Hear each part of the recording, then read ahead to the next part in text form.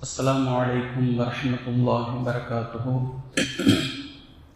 الحمد لله رب العالمين والعاقبة للمتقين والصلاة والسلام على المرسلين أما بعد فأعوذ بالله من الشيطان الرجيم بسم الله الرحمن الرحيم إن الذين آمنوا والذين هاجروا وجاهدوا في سبيل الله أولئك يرجون رحمة الله. கண்ணியத்திற்குரிய அல்லாஹ்வின் அடியார்களே, நபி ஸல்லல்லாஹு அலைஹி வஸல்லம் அவர்களின் 10 ஆண்டு கால மதீனத்து வாழ்க்கை என்பது நம்முடைய தலைப்பு. நபி ஸல்லல்லாஹு அலைஹி வஸல்லம் அவர்களுடைய சிறப்பை 2 நாட்களாக நாம் தெரிந்திருக்கிறோம். பின்பு இப்போது 3வது தினமாக நபி ஸல்லல்லாஹு அலைஹி வஸல்லம் அவர்கள் மதீனாவினுடைய வாழ்க்கை எப்படி இருந்தது என்பதை பற்றி தெரிந்து கொள்வதற்கு முன்னால் மதீனத்து வாழ்க்கையை புரிந்து கொள்வதற்கு வேறு சில விஷயங்களை அடிப்படையாக நாம் தெரிந்து கொள்ள வேண்டும். ஏனென்றால் நபி ஸல்லல்லாஹு அலைஹி வஸல்லம் அவர்களுடைய மதீனத்து வாழ்க்கை என்பது ஒரு பூரணத்துவம் பெற்றது.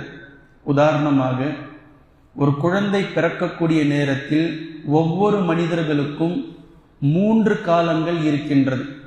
சிறு பிராயம் முதல் அவருடைய இளமை பருவம் வரை, பின்பு அவருடைய வாலிபம், இது 2வது கட்டம். 3வது அவருடைய முதுமை. சிறு பிராயத்தில் அவர் அறியாதவராக இருப்பார். இளமையில் எதை எவ்வாறு என்ன செய்ய வேண்டும் என்று கற்றுக்கொள்வார். 3வது முதுமை பருவத்தில் அவருடைய நிலைப்பாடு, அவருடைய பூரணத்துவம், அவருடைய முதிர்ச்சி அனைத்துமே அந்த முதுமை பருவத்தில் வெளிப்படும். இப்படி 3 கட்டங்கள் இருப்பதை போன்றுதான் அல்லாஹ்வின் தூதர் ஸல்லல்லாஹு அலைஹி வஸல்லம் அவர்களுடைய வாழ்நாளை 63 ஆண்டு காலத்தையும் ஏற்கனவே நாம் 3 கட்டங்களாக பிரித்திருக்கின்றோம். ஒன்று, நபி ஸல்லல்லாஹு அலைஹி வஸல்லம் அவர்களுடைய 40 வயது வரை உள்ள யதார்த்தமான ஒரு வாழ்க்கை. பின்பு 2வது கட்டம் நபி ஸல்லல்லாஹு அலைஹி வஸல்லம் அவர்களுடைய 13 ஆண்டு கால மக்கா வாழ்க்கை. பின்பு 3வது நபி ஸல்லல்லாஹு அலைஹி வஸல்லம் அவர்களுடைய 10 ஆண்டு கால மதீனத்து வாழ்க்கை. இப்போது நான் ஒரு மனிதனுடைய வாழ்க்கையை சொன்னதை போன்று நபி ஸல்லல்லாஹு அலைஹி வஸல்லம் அவர்களுடைய இந்த 63 ஆண்டு காலத்தையும் நீங்கள் இஸ்லாமிய பார்வையில் இணைத்து பாருங்கள். நபி அவர்களுடைய 40 ஆண்டுகள் ஒரு சிறு பிராயம் போன்றது. பின்பு வாலிபம் அடைந்த வாலிபத்தில் அவர் தெரிந்து கொள்ளக்கூடிய விஷயத்தை போன்றது நபி ஸல்லல்லாஹு அலைஹி வஸல்லம் அவர்களுடைய 13 ஆண்டு கால மக்கா வாழ்க்கை. பின்பு ஒரு மனிதர் பூரணத்துவம் பெற்று முதிர்ச்சி அடைந்து எதை தான் கற்றோமோ இதுதான் என் நிலைப்பாடு என்று பெறக்கூடிய அந்த கடைசி தன்மை நபி ஸல்லல்லாஹு அலைஹி வஸல்லம் அவர்களுடைய 10 ஆண்டு கால மதீனத்து வாழ்க்கை. இப்ப இதை அல்லாஹு தஆலா உலகம் படைத்தது முதல் கியாமத் நாள் வரைக்கும் கூட இந்த 3 காலத்தை நாம் பிரிக்கலாம்.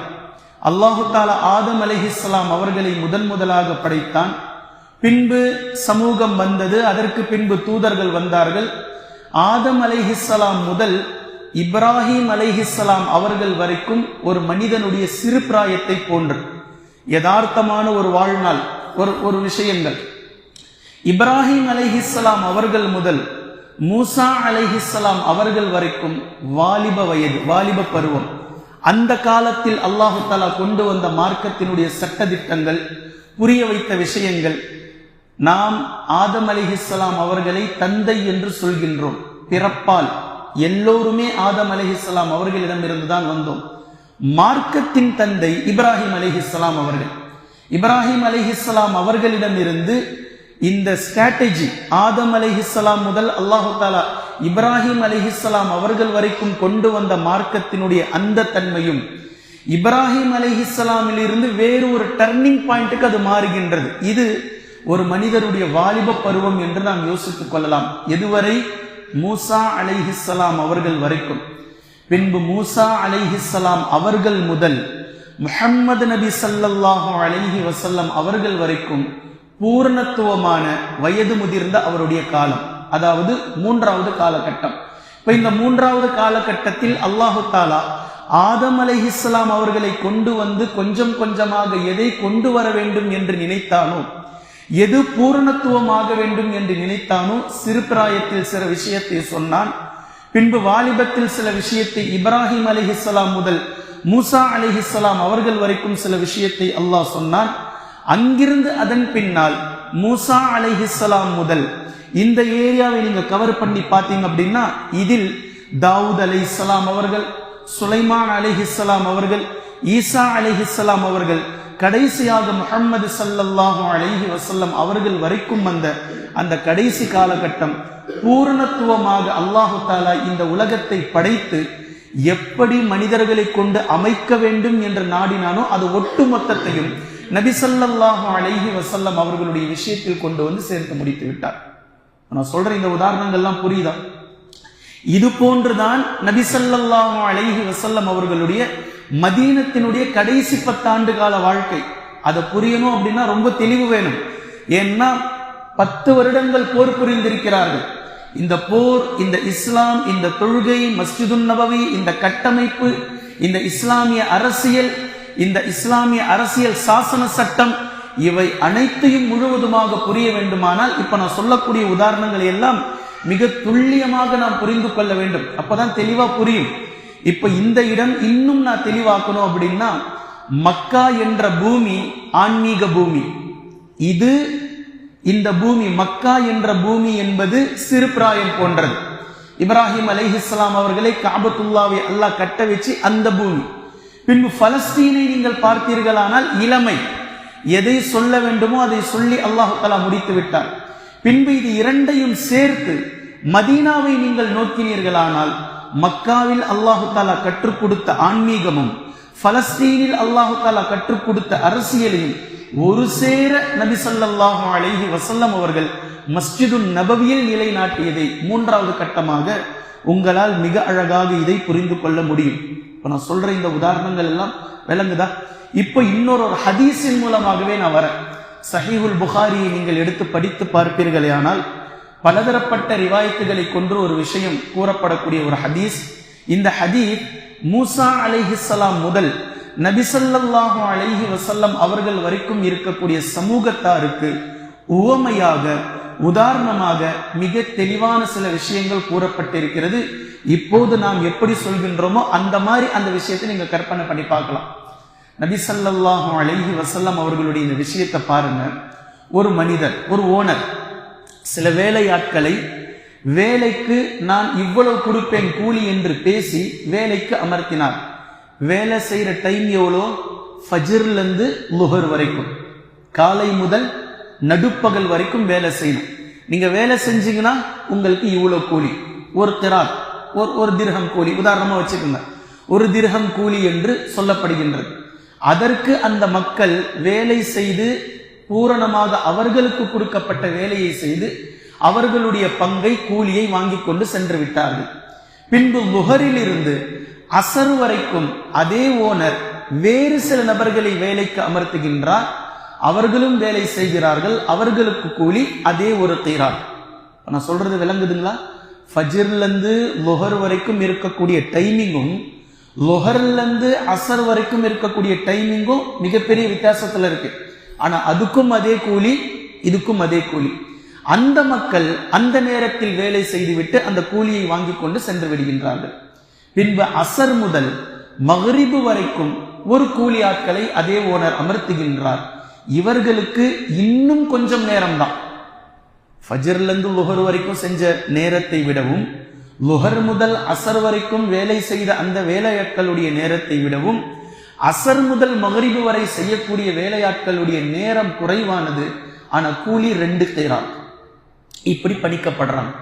இதை நபி ஸல்லல்லாஹு அலைஹி வஸல்லம் அவர்கள் மிக அழகான ஒரு உதாரணத்தின் மூலம் நமக்கு கற்றுத் தருகின்றார்கள். அல்லாஹ் இந்த மார்க்கத்தை பூர்ணத்துவம் படுத்துவதற்காக மூசா அலைஹிஸ்ஸலாமை கொண்டு இந்த வேலையை துவங்கினான்.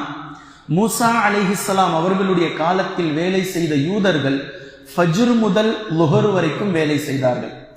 இதில் நல்லவர்கள் சரியானவர்கள் முழுமையாக அவர்களுக்கு கொடுக்கப்பட்ட வேலையை செய்து ஒரு கீராத் கூலியை வாங்கி கொண்டு சென்று விட்டார்கள். பின்பு லுஹர் முதல் அசர் வரைக்கும் செய்த அந்த வேலையாட்கள் என்பது ஈசா அலைஹிஸ்ஸலாம் அவர்களுடைய காலத்தில் ஈசா அலைஹிஸ்ஸலாம் அவர்களை பின்பற்றி வேலை செய்த அந்த ஹவாரியன்கள், இவர்களை பின்பற்றி அந்த மக்கள், இவர்களும் அவர்களுக்கான வேலையை செய்து முடித்துவிட்டு ஒரு கூலியை வாங்கிவிட்டு சென்று விட்டார்கள். அசர் முதல் மக்ரிபு வரை வேலை செய்யக்கூடிய வேலையாட்கள் என்பவர்கள் முஹம்மது நபி ஸல்லல்லாஹு அலைஹி வஸல்லம் அவர்களுடைய காலத்தில் தோன்றி கியாமத் நாள் வரைக்கும் வர இருப்பவர்கள்.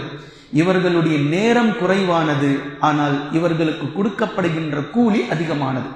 இதற்கான காரணம், இதற்கான நோக்கம், நாம் ஏற்கனவே கடந்த காலத்தினுடைய ஈசா அலைஹிஸ்ஸலாம் அவர்களுடைய வேலையையும் மூசா அலைஹிஸ்ஸலாம் அவர்களுக்கு கொடுக்கப்பட்ட வேலையையும் சேர்த்து இப்போது நாம் பூர்ணத்துவப்படுத்துகின்றோம். ஒட்டுமொத்தமாக, முழுமையாக ஒட்டுமொத்தமாக எல்லாவற்றையும் சேர்த்து நாம் பூர்ணப்படுத்துவதினால் இந்த விஷயம். இதே உதாரணத்தை இன்னும் தெளிவுபடுத்தினார்கள் அல்லாஹ்வின் தூதர் ஸல்லல்லாஹு அலைஹி வஸல்லம் அவர்கள். மூசா அலைஹிஸ்ஸலாம் அவர்களுடைய காலத்தில் வேலை செய்த மக்கள், அதாவது சிலர் ஃபஜ்ர் முதல் லுஹர் வரை வேலை செய்வேன் என்று கூலிக்காக வந்துவிட்டு வேலை செய்து கொண்டே இருக்கும் போது பிடிக்காமல், எங்களுக்கு கூலியும் வேண்டாம் உங்க வேலையும் வேண்டாம் என்றும் சிலர் சென்று விட்டார்கள். இவர்கள் மூசா அலைஹிஸ்ஸலாம் அவர்களை பகைத்து கொண்டு சென்று விட்டவர்கள். இதே போன்று மூசா அலைஹிஸ்ஸலாம் அவர்களை பகைத்து விட்டு சென்றதினால் அந்த பாவத்தை மட்டும் அவர்கள் சுமந்தார்கள். ஆனா இல்ல, இனி வர இருக்கின்ற ஈசா அலைஹிஸ்ஸலாம் அவர்களையும் அவர்கள் மறுத்து விட்டார்கள். அதற்கு பின்னால் இருக்கின்ற முஹம்மது நபி ஸல்லல்லாஹு அலைஹி வஸல்லம் அவர்களையும் அவர்கள் மறுத்து விட்டார்கள். இதே போன்று ஈசா அலைஹிஸ்ஸலாம் அவர்களுடைய காலத்தில் வந்தவர்கள் லுஹர் முதல் அசர் வரை வேலை செய்கின்றேன் என்று ஒப்பந்தம் போட்டுவிட்டு அசர் வருவதற்கு முன்னால் தங்களுடைய வேலையை முழுமைப்படுத்தாமல் முறித்து கொண்டு சென்று விட்டார்கள். கூலியும் வேணாம் ஒண்ணும் வேணாம்னு சொல்லிட்டு. இதனால் இவர்கள் முன்னால் வந்த மூசா அலைஹிஸ்ஸலாம் அவர்களையும் மறுத்து விட்டார்கள், பின்னால் வர இருக்கின்ற முஹம்மது நபி ஸல்லல்லாஹு அலைஹி வஸல்லம் அவர்களையும் மறுத்து விட்டார்கள். முஹம்மது நபி ஸல்லல்லாஹு அலைஹி வஸல்லம் அவர்களிடமிருந்து தொடங்கி நாம் மூசா அலைஹிஸ்ஸலாம் அவர்களையும் ஏற்று, மூசா அலைஹிஸ்ஸலாம் அவர்களுக்கு இறக்கப்பட்ட வேதத்தையும் நம்பி, ஈசா அலைஹிஸ்ஸலாம் அவர்களையும் ஏற்று, ஈசா அலைஹிஸ்ஸலாம் அவர்களுக்கு இறக்கப்பட்ட இன்ஜீலையும் நம்பி, கடைசியாக முஹம்மது நபி ஸல்லல்லாஹு அலைஹி வஸல்லம் அவர்களுக்கு இறக்கப்பட்ட குர்ஆன் பூரணத்துவம் படுத்திவிட்டது. இனி இந்த தஅவா பணியை, இந்த வேலையை இப்படித்தான் நாம் கொண்டு போக வேண்டும் என்று நபி ஸல்லல்லாஹு அலைஹி வஸல்லம் அவர்கள் 23 ஆண்டுகளில், குறிப்பிட்டு சொல்ல வேண்டுமானால் கடைசி 10 ஆண்டுகளில் இதுதான் மார்க்கம் என்று நமக்கு புரிய வைத்துவிட்டு சென்று விட்டார்கள். அதற்கு பின்புதான் ஒவ்வொரு ஹலீஃபாக்களும் அந்த மார்க்கத்தை இன்னும் அழகாக கொண்டு சென்றார்கள். ஒவ்வொரு நாடுகளாக, ஒவ்வொரு மாகாணங்களாக இந்த மார்க்கத்தை எடுத்து கொண்டு சென்றார்கள். இதை நாம் தெளிவாக புரிந்து கொள்ள வேண்டும். இப்போது நபி ஸல்லல்லாஹு அலைஹி வஸல்லம் அவர்கள் அமைத்த அந்த பாலம் இருக்குதே, பாலம், இந்த தீன் அமைத்த அந்த பாலத்தை நாம் வாய்மொழியாக வைத்திருக்கின்றோம். ஆனால் நபி ஸல்லல்லாஹு அலைஹி வஸல்லம் அவர்கள் அதன் மீதுதான் காங்கிரீட் போட்டிருக்கிறார்கள். அதுதான் ஃபவுண்டேஷன், அதுதான் அடித்தளம். அதை வாய் வழியாக சொல்லிவிட்டு அப்படியே நாம இருக்கிறோம். இப்ப நான் உதாரணம் சொல்றேன் பாருங்க. லா இலாஹ இல்லல்லாஹ் என்பதுதான் காங்கிரீட் போடப்பட்ட அந்த பாலம், அடித்தளம். இது வெறுமனே நம்ம வாயால சொல்லிட்டு லா இலாஹ இல்லல்லாஹ் முஹம்மது ரசூலுல்லாஹ் என்று யார் சொல்கிறாரோ அவர் முஸ்லிம் ஆகிவிட்டார் என்ற ஒற்றை வரியின் மூலம் இதை அப்படியே நம்ம கடந்து வந்துட்டோம். அப்ப 23 ஆண்டு காலமாக நபி ஸல்லல்லாஹு அலைஹி வஸல்லம் அவர்கள் செய்த அந்த உழைப்பு நம்மிடத்தில் இருக்கிறதா அப்படின்றதுதான் இங்க கேள்வி. நபி அவர்கள் கடைசி 10 ஆண்டு காலத்தில் எதை எப்படி கொண்டு சென்றார்களோ அதன் அடிப்படையில் நாம் இந்த கலிமாவை கொண்டு செல்கின்றோமா என்பதை மிக நிதானமாக நாம் புரிந்து கொள்ள வேண்டும். சுருக்கமாக நாம் புரிய வைக்கின்றேன். லா இலாஹ இல்லல்லாஹ், இப்ப இத ரெண்டா பிரியும். லா இலாஹ என்பது ஒரு பதம், இல்லல்லாஹ் என்பது ஒரு பதம். லா இலாஹ கடவுள் இல்லை, இத முதல்ல சொல்லுங்கன்ற அல்லாஹ் தஆலா. வெறுமனே இல்லல்லாஹ் மட்டும் நீங்க பிடிச்சுக்கிட்டு இருக்காதீங்க. வெறுமனே இல்லல்லாஹ் அல்லாஹ்வை தவிர அப்படின்றது அல்லாஹ் ஒருவன் தான் இறைவன் என்பதை மாத்திரம் நீங்கள் பிடித்துக் கொண்டிருப்பது எனக்கு வேண்டாம். என்னை தவிர புரியாதவன் அறியாதவன் வேறு கல்லை, வேறு மண்ணை, வேறு மரத்தை, வேறு சிலைகளை கடவுள் என்று நினைத்துக் கொண்டிருக்கின்றான். அதை நீங்க முதல்ல சொல்லுங்க. லா இலாஹ என்பதை நீங்கள் சொல்லுங்கள். சொல்லிட்டு பின்பு சொல்லுங்கள். அப்ப கடவுளே இல்லையா அப்படின்னு அவன் கேட்கும் போது, இல்ல, அல்லாஹ் என்று ஒருவன் இருக்கிறான், இவன் மட்டும்தான் கடவுள், ஏனைய எதுவும் கடவுளுடைய பார்வையில் பார்க்கப்படக்கூடிய எதுவும் கடவுள் இல்லை என்பதை சொல்லுங்கள். இப்ப இங்க தெளிவா பாருங்க, இந்த இரண்டும் ஒன்றிணைத்ததுதான் மிக தெளிவான இஸ்லாம். இந்த இரண்டையும் பிரிக்க முடியாது. லா இலாஹவையும் இல்லல்லா என்பதையும் தனித்தனியாக பிரிக்க முடியாது. ஆனா மக்கள் இன்னைக்கு பிரிச்சுட்டாங்க. இன்று அறிஞர்கள் இதை பிரித்து விட்டார்கள். நான் தெளிவா திரும்ப சொல்றேன் பாருங்க. லா இலாஹ இல்லல்லா என்பது வெவ்வேறு இல்லை, ரெண்டும் ஒண்ணு. இவை இரண்டும் சேர்ந்ததுதான் ஒற்றைப்படையான ஒரு வார்த்தை. இப்ப லா இலாஹ என்ற பதத்தில் இருக்கிறது அரசியல், இல்லல்லா என்ற பதத்தில் இருக்கிறது ஆன்மீகம். அல்லாஹ் ஒருவனை வணங்குவதென்பது ஆன்மீகம்.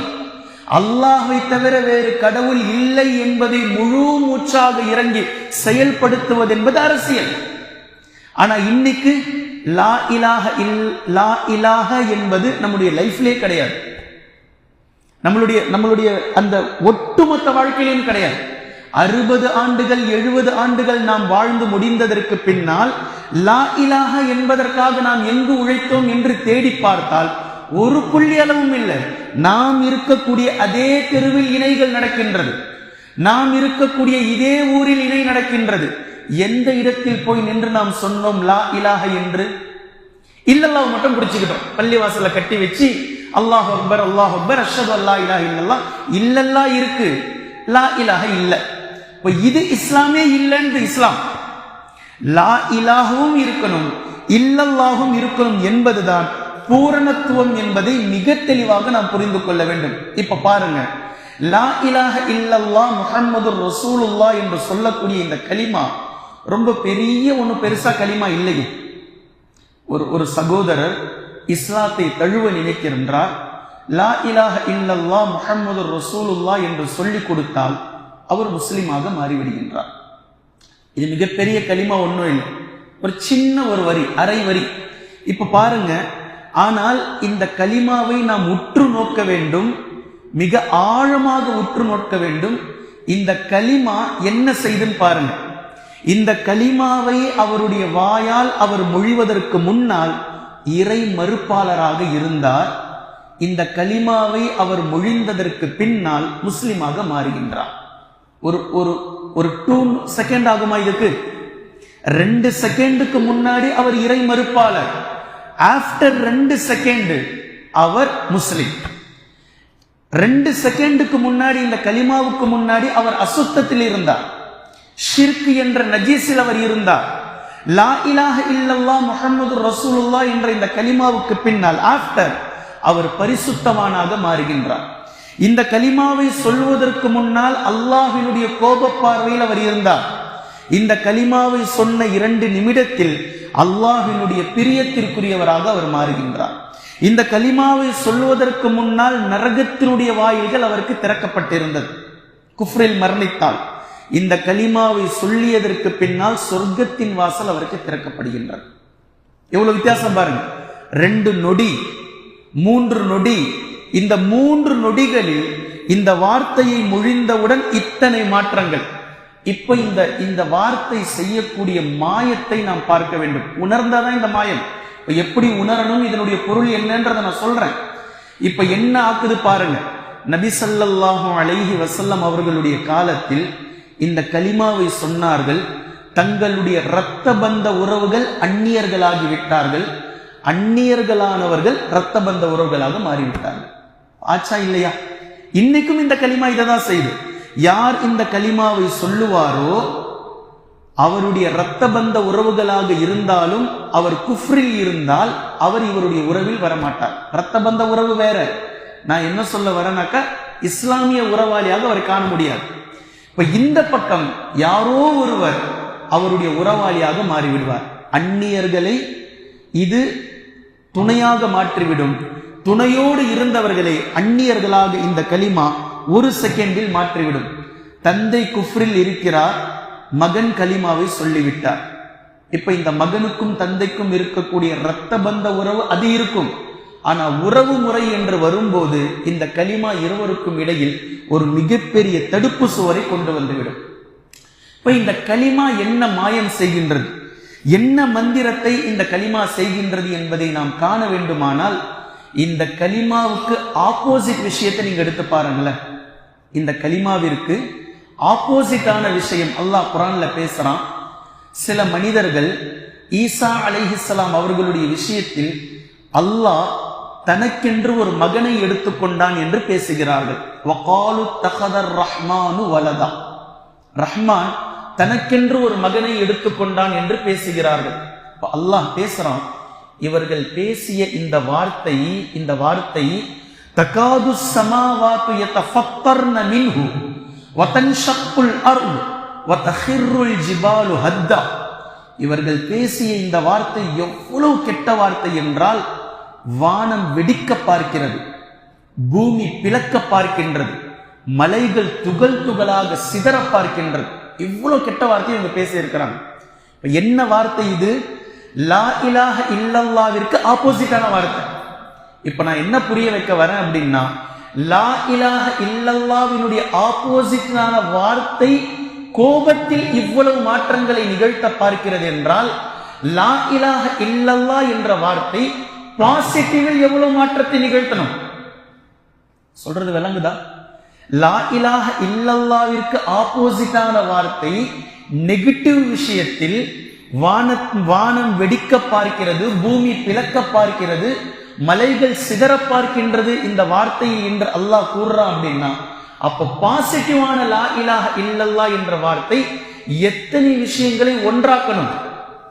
நல்லா இருக்கிறது அந்த வார்த்தை பிளக்குதுன்னா, இங்கு துண்டு துண்டாக இருக்கக்கூடிய விஷயத்தை இந்த கலிமா இணைக்கணும், மாற்றத்தை கொண்டு வரணும், மிகப்பெரிய மாற்றத்தை நிகழ்த்தணும். இப்ப வெறுமனே கலிமாவோடு இருக்கிறதுனால மாற்றத்தை நிகழாது.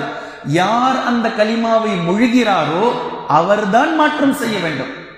இந்த கலிமாவை உள்வாங்கி உணர்ந்து அவருக்குள்ளாக அந்த கலிமாவை ஊடுருவ செய்திருந்தால் அவருடைய உடல், அவருடைய உள்ளம், அவருடைய உணர்வு மாற்றத்தை ஏற்படுத்தும், சமூகத்தில் மாற்றத்தை ஏற்படுத்தும், பள்ளிவாசலில் மாற்றத்தை ஏற்படுத்தும், தன்னுடைய குடும்பத்தில் மாற்றத்தை ஏற்படுத்தும், தன்னுடைய ஊரில் குடும்பத்தை மாற்றத்தை ஏற்படுத்தும். ஆனா வெறுமனே வாய் வழியாக சொல்லிட்டு நானும் முஸ்லிம் அப்படின்னு சொல்லி இருக்கிறதுனால தான் எந்த மாற்றமும் நடக்கல. அப்படியே ஆனா மாற்றத்தை ஏற்படுத்தக்கூடிய எவ்வளவு பவர்ஃபுல் வார்த்தை பாருங்க, இது எவ்வளவு பவர்ஃபுல் வார்த்தை. லா இலாஹ இல்லல்லாஹ் என்பதனுடைய பொருளை நாம் விளங்காததனுடைய விளைவு இவ்வளவு பிரச்சனையை கொண்டு வந்திருக்கின்றது. கண்ணியத்திற்குரிய அல்லாஹ்வின் அடியார்களே, இப்போ ஒருத்தர் தாகமா இருக்கு அப்படின்னு சொல்றாரு. தாகத்திற்கு தீர்வு தண்ணி. ஒருத்தர் தண்ணி தண்ணி தண்ணி அப்படின்னு சொல்றார்.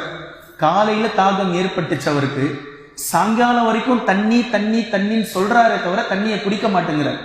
இப்ப சொல்லிக்கிட்டே இருக்கிறாரு, தாகம் தீருமா அப்படின்னா நிச்சயமா தீராது. ஆனா இந்த லட்ச வாட்டி சொன்னதுக்கு பதிலா ஒரு வாட்டி தண்ணி எடுத்து அவர் குடிச்சிருந்தார் அப்படின்னாக்கா அவருக்கு தாகம் தணிஞ்சிருக்கும். பசிக்குது, பசி, சாப்பிட போறேன், பூரி சாப்பிட போறேன், இட்லி சாப்பிட போறேன், தோசை சாப்பிட போறேன் சொல்லிக்கிட்டே இருக்கிறார், ஆனா சாப்பிடல. இப்ப பசி இது தீர்க்குமா அப்படின்னா வெறுமனே வார்த்தையால் சொல்வதை பசி தீர்க்காது. இத்தனை முறை சொன்னதற்கு பதிலாக ஒரு வார்த்தை, ஒரு இட்லி எடுத்து சாப்பிட்டிருந்தார் அப்படின்னாக்கா அவருடைய வயிறு பசி கிள்றதை அடக்கியிருக்கும். இப்ப நமக்கு புரியும்படி சொல்லணும் அப்படின்னா அல்வா. ஒருத்தர் அல்வா அல்வா அல்வா அல்வான்னு சொல்லிக்கிட்டே இருக்கிறாரு, டேஸ்ட் வாயில வந்துருமா? அல்வா என்ற வார்த்தையை சொல்வதனால் வாய்க்குள்ள இனிப்பு வந்துடாது.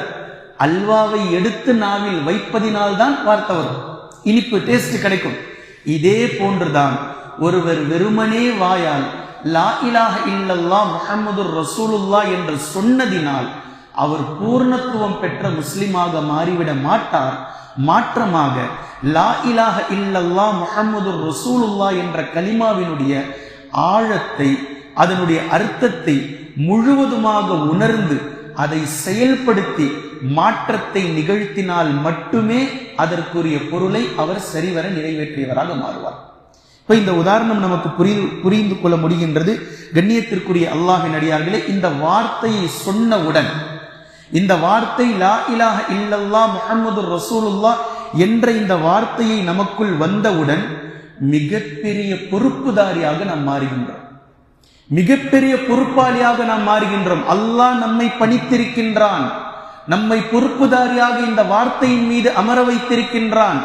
இந்த வார்த்தைக்கு நாம் ஒட்டுமொத்த நபர்களும் பொறுப்புதாரிகள். ஒவ்வொரு நபர்களிடத்திலும் அல்லாஹ் கேட்பான், இந்த வார்த்தையின் மீது நீ என்ன அமல் செய்தாய், இந்த லா இலாஹ இல்லல்லாஹ் என்ற கலிமாவின் மீது நீ என்ன அமல் செய்தாய், நீ என்ன மாற்றம் நிகழ்த்தின, நீ என்ன செஞ்ச. இது மிகப்பெரிய பொறுப்புதாரி. நாம் இந்த வார்த்தையை எடுத்தவுடன் உள்ளத்தில் முடிவு செய்ய வேண்டும், இந்த வார்த்தைக்கு புறம்பான எதுவும் என் உள்ளத்தில் கூட நான் நினைக்க மாட்டேன், இந்த வார்த்தைக்கு புறம்பான எதையும் என் செயல்பாடுகளில் நான் கொண்டு வர மாட்டேன், இந்த வார்த்தைக்கு ஆப்போசிட்டான எந்த விஷயமும் என் வீட்டிற்குள் நுழையாது, இந்த வார்த்தைக்கு ஆப்போசிட்டான செயல்பாடுகள் எதுவும் என்னுடைய வாழ்நாள் முழுக்க என் செயல்களில் காணப்படாது. இப்படி ஒரு முடிவு எடுத்து அதன்படி அவர் நடக்க வேண்டும். ஏனென்றால் இந்த வார்த்தை உண்மையானது, உண்மையை அல்லாஹ் தஆலா கொண்டு வர விரும்புகின்றான். இதற்கு மாற்றமானதாக செயல்பாடுகள் ஒருவர் செய்தால் அப்போ நமக்கு நல்லா புரியுதா இல்லையா? நாம எவ்வளவு பெரிய பொய் சொல்லியிருக்கோம், எவ்வளவு பெரிய பொய் சொல்லியிருக்கோம். லா இலாஹ இல்லல்லாஹ் முஹம்மதுர் ரசூலுல்லாஹ் என்று நாம் பொய்யாக சொல்லி இருக்கின்றோம். அதுல எந்த உண்மையும் இல்லை, வெறுமனே சொல்லி இருக்கின்றோம். இது சொன்னதே பொய். லா இலாஹ இல்லல்லாஹ் முஹம்மதுர் ரசூலுல்லாஹ் என்று சொல்வதின் மூலம் அல்லாஹுக்கு விருப்பமான செயல்பாடுகள் மட்டுமே நம்முடைய செயலில் காணப்பட வேண்டும், அல்லாஹிற்கு விருப்பமான விஷயங்கள் மட்டுமே நம்முடைய நாவால் பேசப்பட வேண்டும், அல்லாஹுக்கு விருப்பமான விஷயங்கள் மட்டுமே நம் கண்களால் பார்க்கப்பட வேண்டும், அல்லாஹுக்கு விருப்பமான விஷயங்கள் மட்டுமே நம் காதுகளால் கேட்கப்பட வேண்டும். இதை தாண்டி நாம் வேற ஒன்றை செய்கின்றோம், வேறு ஒன்றை பேசுகின்றோம், வேறு ஒன்றை கேட்கின்றோம். ஆனா சொன்னது லா இலாஹ இல்லல்லாஹ். இது பொய், இது பொய். லா இலாஹ இல்லல்லாஹ் முஹம்மதுர் ரசூலுல்லாஹ்வை உண்மையாக சொல்லிய ஒரு முஸ்லிம் இத்தனை விஷயத்திலும் அதை கடைபிடிப்பார். இப்போ விஷயத்துக்கு வாங்க. லா இலாஹ இல்லல்லாஹ் என்ன பொருள், என்ன அர்த்தம்? வணக்கத்திற்குரியவன் அல்லாஹ்வை தவிர வேறு யாரும் இல்லை என்பது இதனுடைய பொருள். இதுல அல்லாஹ் பயன்படுத்தியிருக்கின்றான் லா இலாஹ. இலாஹ என்றால் கடவுள். லா இலாஹ எந்த கடவுளும் இல்லை இல்லல்லாஹ். இப்போ இலாஹ் என்பதனுடைய பொருளை நாம் தெளிவாக விளங்க வேண்டும். இலாஹ் என்பவன் அவன் அரசனாக இருப்பான், அவன் ஹாக்கிமாக இருப்பான், தீர்ப்பு வழங்குபவனாக இருப்பான், அவன் ரப்பாக இருப்பான், நம்மை படைத்து பரிபாலித்து போஷிக்கக்கூடியவனாக இருப்பான், அவன் பார்ப்பவனாக இருப்பான், அவன் கேட்பவனாக இருப்பான். இப்ப இந்த இலாஹ் என்ற இந்த வார்த்தைக்குள் ஒட்டுமொத்த 99 சிஃபாத்துகளையும் நீங்க கொண்டுட்டு வந்துருங்க. நான் சொல்றது விளங்குதுங்களா? லா இலாஹ கடவுள் இல்லை. இந்த இலாஹ் என்ற வார்த்தைக்குள் இத்தனை சிஃபாத்துகளையும் நீங்க கொண்டுட்டு வந்துருங்க. இப்படி ஒருவனும் இல்லை இந்த உலகத்தில் இல்லல்லாஹ், அல்லாஹ் ஒருவனை தவிர. இந்த தன்மை யாரோடு ஜாயிண்ட் ஆகுகின்றதோ அவன் மட்டும்தான் கடவுள். இந்த தன்மைகள் யாரோடு சேரவில்லையோ அப்படிப்பட்ட யாருமே இந்த உலகத்தில் கடவுள் இல்லை. இதை மிக தெளிவாக நாம் உணர்வதுதான் முதல் கட்டம்.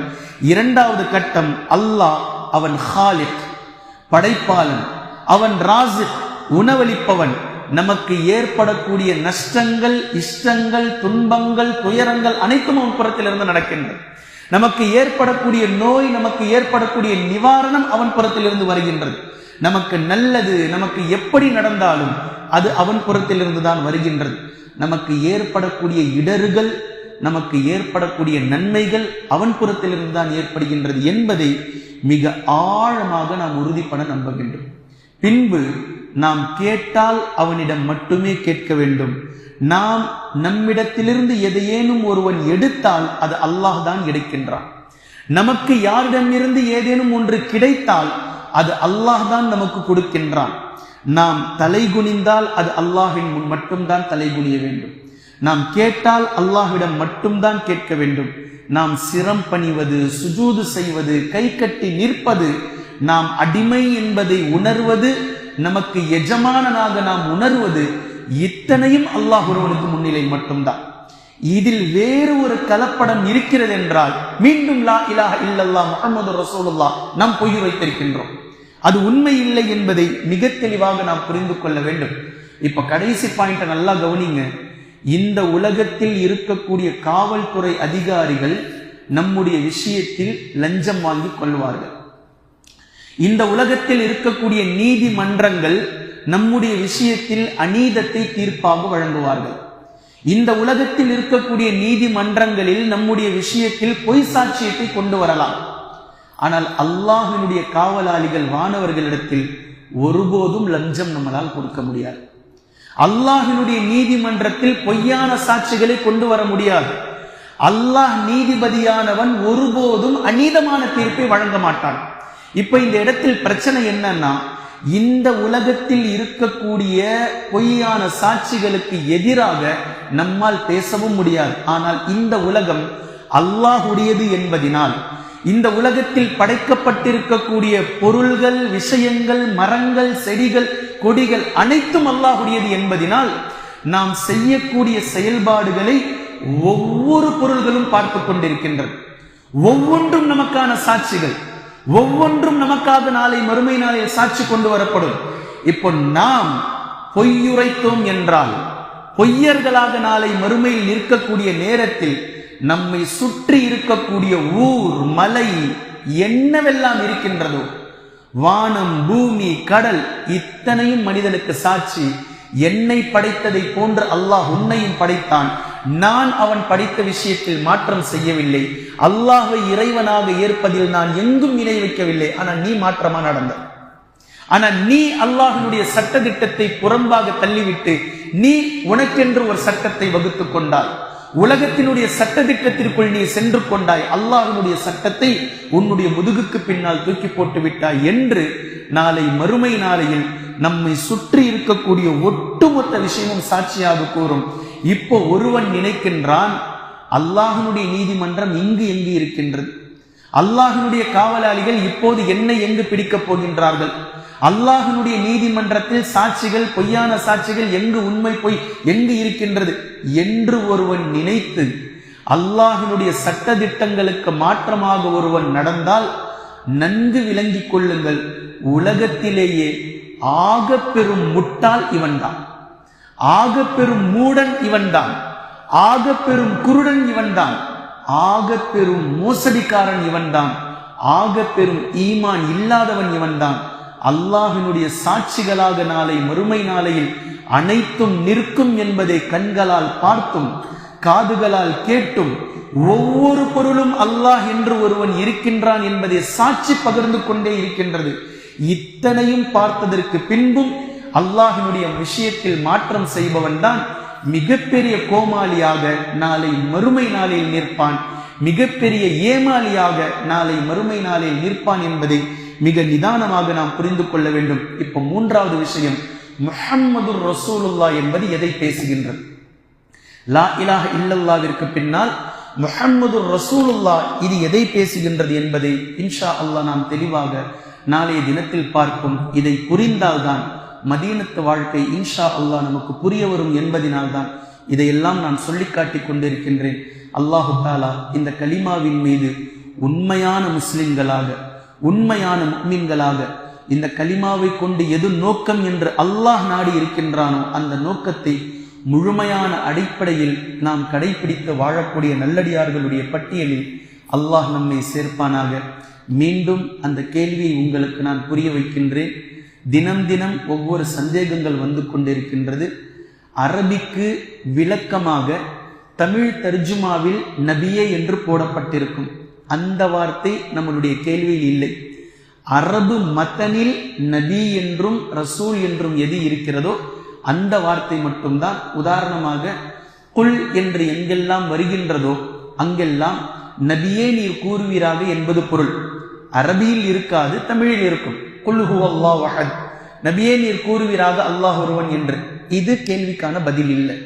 வார்த்தையாகவே நபி என்றும் ரசூல் என்றும் அரபியில் எங்கு வந்திருக்கிறதோ அதை நீங்கள் கணக்கிலிடுங்கள் என்பதைத்தான் நாம் கூறியிருந்தோம். குர்ஆனையும் ஹதீஸையும் தெளிவாக விளங்கக்கூடிய நன்மக்களாகவும் இதை நடைமுறைப்படுத்தக்கூடிய மக்களாகவும் அல்லாஹ் நம்மை ஆக்குவானாக. சுப்ஹானக்கல்லாஹும்ம பிஹம்திக அஷ்ஹது அல்லா இலாஹ இல்லா அன்த அஸ்தக்ஃபிருக வ அத்தூபு இலைக்.